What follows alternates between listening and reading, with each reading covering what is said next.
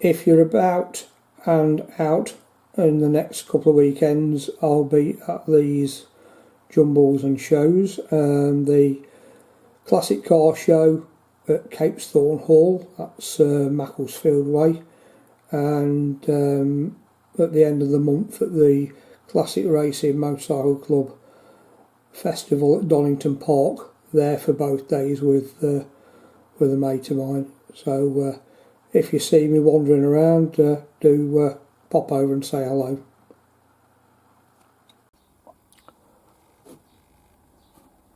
I've been checking these for Rockwell again after grinding and cleaning up, and 57 Rockwell C, 56 Rockwell C, another 56 Rockwell C, but I've got to put a little bit more on the edge of that one. This one ground up nice, but tested it 43, although it looks good, it's come out low. I'm just going to retest that one. I'll video it and show you. So there's our follower that looks great.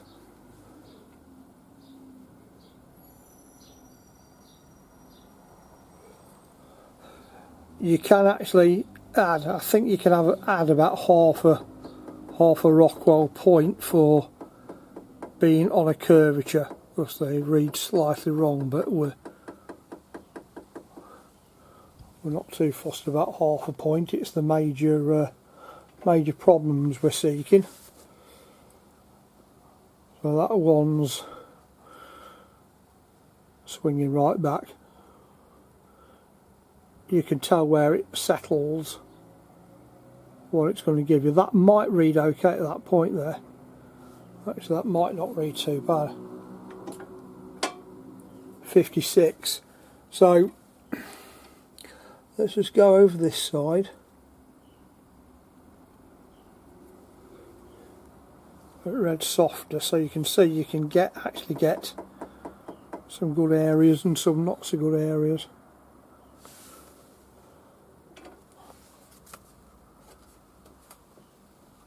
Which, if you read the books on Rockwell testing, see there, it's gone way past. So that's one half of it's hard enough, and the other half of it's nowhere near. A little over 40. So all I'm going to do with that, that TIG wire, MIG wire, builds up in layers. If you put more layers on, you get to the harder Rockwell levels. So I'm just going to grind that off again a little bit and go again with it, unfortunately, but that's the purpose of our testing. There's a little shoulder built up again that just came a little bit shallow. And the one at 43 Rockwell C round back again, ready to build up another layer onto. We shall let that cool and have another grind at it. I haven't got too many more chances because I'm running out of gas, and it's a trip to Stoke for a refill bottle, so hopefully it works this time. There's our soft-ish one again. I've started to reface, just tested, and we're at just over 55 again, 55.5 HRC, so happy with that one. I'll carry on dressing it up and turn that edge down, and then we're good on that one, the last one. That's it, all done. Everything's within Rockwell, everything's been checked for the radius and cleaned up, and that's it. That's set, ready to go. So next on the agenda will be something else. I've actually got a barrel to look at. I think that might be the next one. We'll go and have a look. Give me a second. Won't be today, but I'll give you a sneak preview. They are one set of A10 thin flange barrels, but they'll do for my job. I've roughly measured them up. They haven't got a big wearage there. I've got to do some proper measuring, but we've got some plus 60 pistons to go with them after much searching, so it will, I'm afraid, go at that for what I'm doing here. But as has been said by Dean at Retro Mechanica, there is an elephant in the room, which is, if we can see that, the spigot's cracked, hence that holding it on when I'm turning it over. So I've got to look at that one. See it better there. It's cracked down there and it travels along part way. So yeah, that'll be fun. It's quite a common occurrence, especially once they've been bored, especially they've been mishandled. And when I've seen these and similar with liners in, this gets sort of eggshell thin on this spigot and can be prone to this. So it'll be a good little exercise to see if we can save that one. And to go with the barrels, a couple of plain white box brand pistons. I'll get one set out. And there we have one of them, the not split skirt, the solid skirt, and made in India. So that's where they came from. That's the only place I could find them. And again, no apologies for what I'm using here. This is what I could get, and this is what's in the budget. And I'll check the clearances. It'll have plenty of clearance, so the chances of seizure will be minimal. But yeah, they'll be helping us to complete our engine. As you no doubt noticed, we've got a cylinder head there. I've got another one of them, again iron head. Don't know if I showed that before. Very rough. Got some work to do on that to clean it up. I've got another one with some fin damage. At one time you could get these really cheap, so that's kind of what's going on it. I keep looking at alloy heads, but no, out of the price range for this little project. So yeah, we're coming along. We're gradually getting some more parts together. And we also have a collection of conrods. Many thanks to those who responded to my ask about conrods, especially Nigel from Crew. Thank you for your generous offer. I'm sorry that I didn't take you up on it, but by the time we'd got to discussing it, I'd already happened across these. One set on eBay and a set at a jumble. So yeah, these were sort of a fortune to find, because they're all the ones with the oil hole in. So that won't be a problem for this engine, because it won't have a main bearing bush. So oil pressure should be improved anyway, so I'll probably do it sort of like other manufacturers such as Norton, and have two conrods with oil holes in. Also gained a pair of A65 ones along the way, which are actually shorter there. So yeah, we've got rods that'll do the job as well. Again, many thanks to those that responded to me, and apologies if I've offended anyone by declining your very generous offers, but that's not the intention. I don't want to take parts off people just for the sake of it, for their valuable rebuilds as well. So when the crank comes back, I phoned him today. Actually, the crank's gone away for grinding. It got cleaned up, and it'll grind at 20, minus 20. So that's quite a good crank. I'm only having the crank pins done, the big ends, not the main bearing journal. I'll turn that down myself in the lathe, and I've also got to look at them splines on it as well. So that should be back. He said he'd be looking at it tomorrow or Monday, but there's no rush. He's had it sort of about 5 or 6 weeks already. He's a very busy sort of commercial grinding place, and I said to him when I dropped it off that this is absolutely the lowest priority, because it's a project. Anyone who's got forklifts and things that need engines doing, they're your first port of call. So no problem with the weight. It's finding people that can do cranks, to be honest. This day and age, they're getting sort of less and less of them, especially ones that'll take on little tiddly 2-pin old motorbike cranks. So I'll introduce you to the crank grinders if I get a chance. If I go up there and he lets me have a look around and take a picture or two, I'll ask him when I go and pick it back up again. But don't keep your fingers crossed. But I certainly will pass on his details for anyone in the local area. I've got one of these to make. This is the pin that locates the tappets on the BSA A10, A7 A10, but this one's worn, and I've just got it again as a pattern, so we're set about making one of them. That's 7/16 less a little bit diameter, so I've got a bit of there precision ground 7/16 silver steel. I'll just cut myself a little bit off.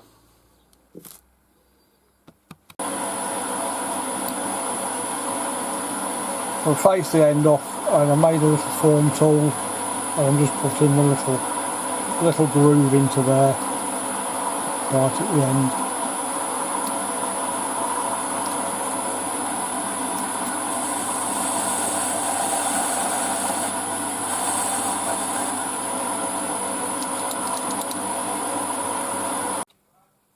And I'm just going to do a quick check with the radius gauge.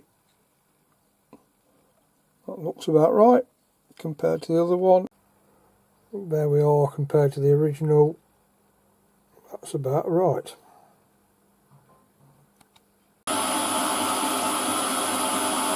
I'm just doing another one at the other end while I've got it there. Then the guy who have borrowed the original off can have a new one.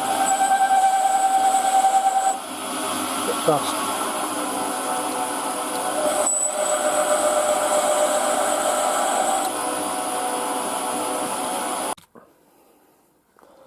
We're going to mill the flats on our new bit, so we are, let's work this out. With a 436 or 0.436, 436 out, 0.436 on the major diameter, and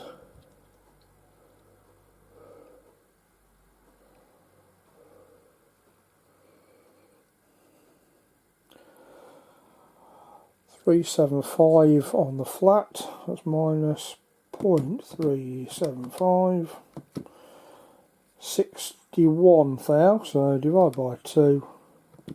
Oop. So divide by 2 equals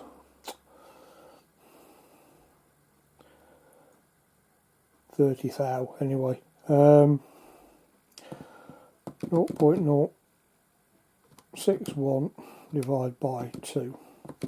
That's better. 30.5 thou. So on each side, as we mill this, we'll touch off on the top surface and go down 30 thou for our depth of cut. You get the idea. Recording, yeah. So we'll go onto there. Look, quill feed, spindle locks off on high, start him up.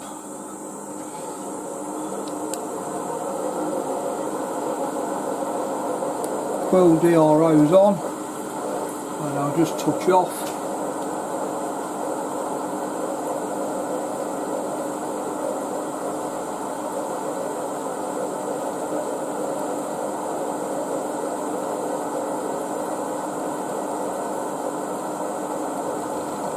There, zero the DRO, put it in inches. And I've got a couple of little black marks there where I'm going in between. So 30 thou up down, so I'll do 10 thou at a time.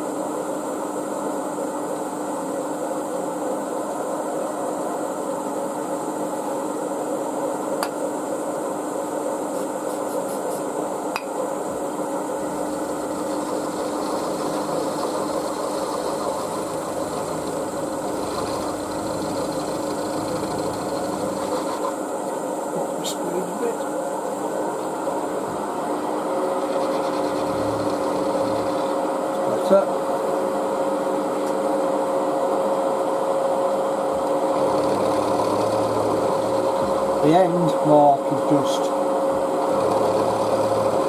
we've got to past that.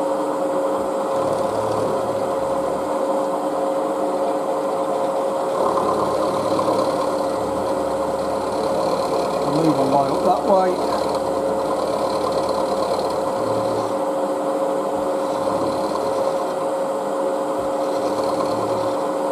So point there.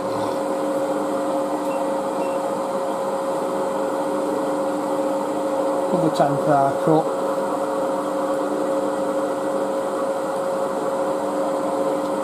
and I'll just keep going like that.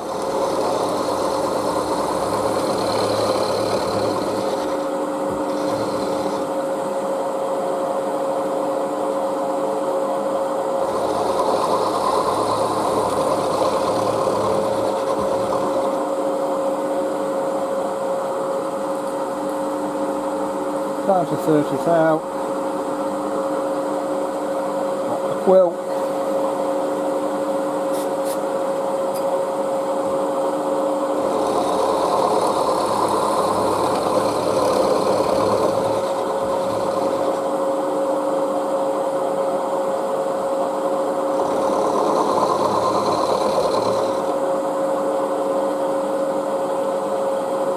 And over to the 0.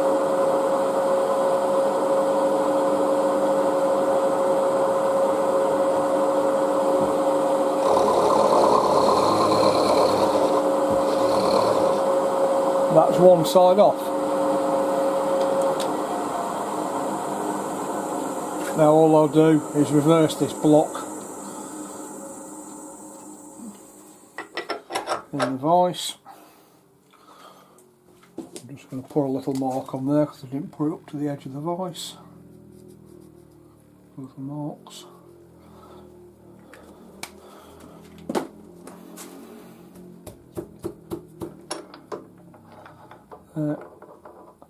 180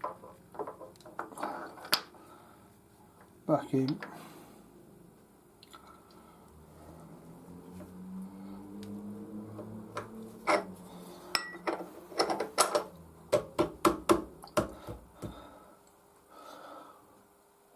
Lock him down.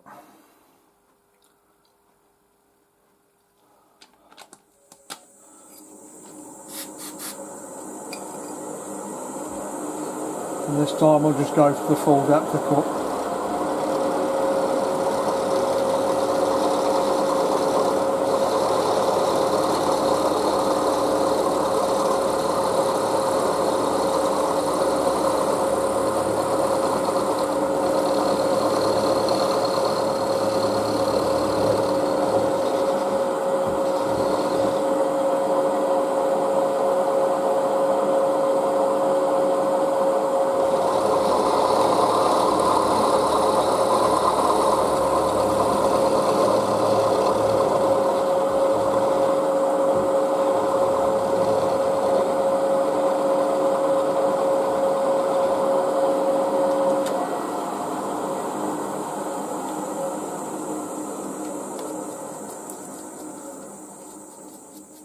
That'll just need a bit of a deburt. I'll just check it. I'll just check across the flaps there.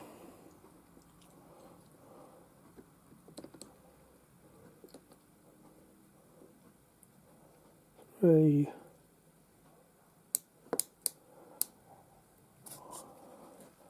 375.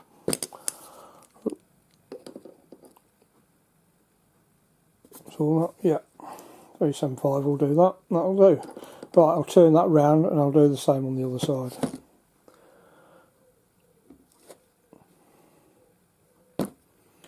Quite useful, these little collet blocks.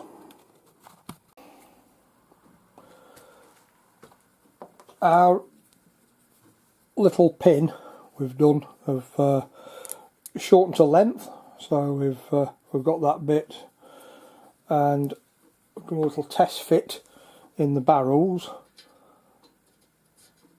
and that goes in nicely there. And I've had to clean up the bores in the cam follower tunnels there, because this was quite a rusty barrel, as we know. For that, we just used one of those flexi ball hone down inside there with a little bit of WD on it. Gave them a light honing.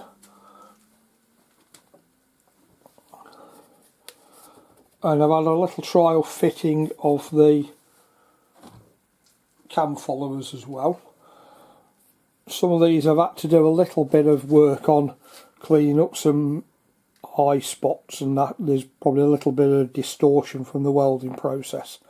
So I've just had to very lightly with a diamond dressing stone just take a little bit off them. So they all now go in nicely.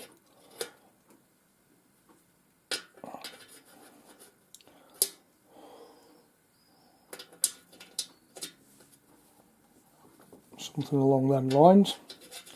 That one's turned. A little bit fiddly to get in.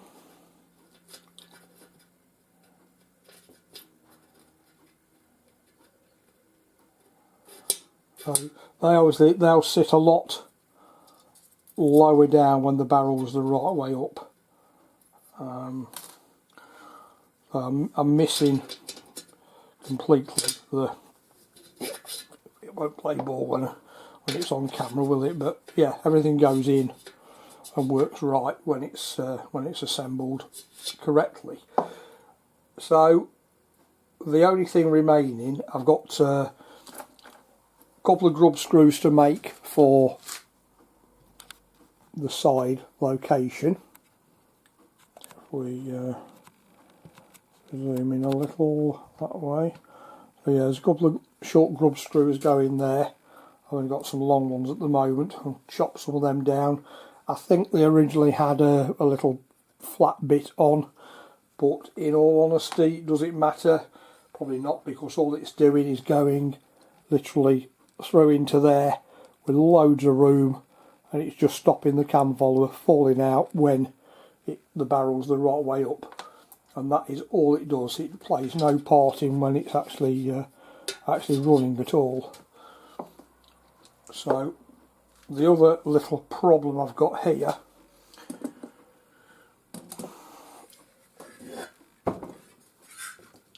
is, let's pop these out again.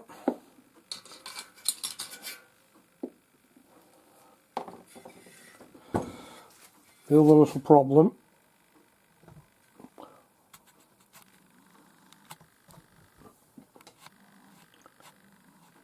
in the bottom of there, I've still got the grub screw, the slotted grub screw for the centre pin.